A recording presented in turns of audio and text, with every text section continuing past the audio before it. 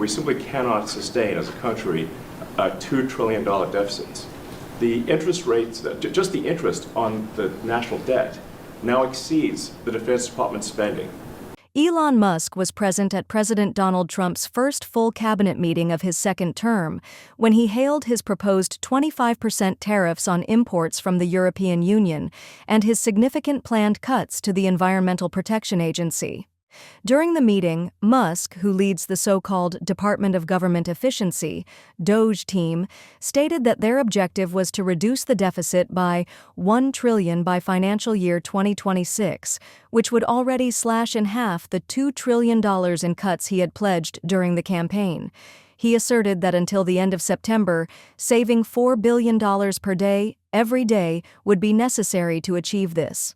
If we're to achieve a $1 trillion deficit reduction in financial year 2026, it requires saving $4 billion per day, every day, from now through the end of September.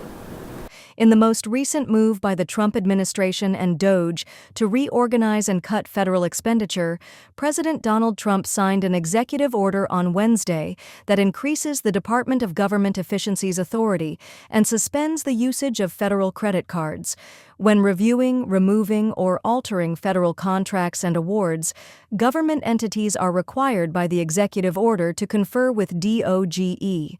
Additionally, it requests that agencies create systems that smoothly record every payment associated with grants and contracts, along with a brief written justification for each payment submitted by the agency employee who approved the payment.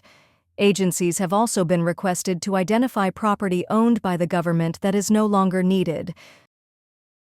Due to the near emptiness of the Asia-Pacific business and economic calendar on Thursday, investors can follow global trends, two of which are particularly noteworthy: Nvidia's financial results and U.S. President Donald Trump's most recent remarks regarding tariffs.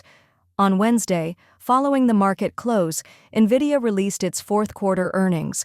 In addition to exceeding market projections for the first quarter, the company's revenue forecast increased 78% to $39.3 billion, surpassing estimates of $38.04 billion.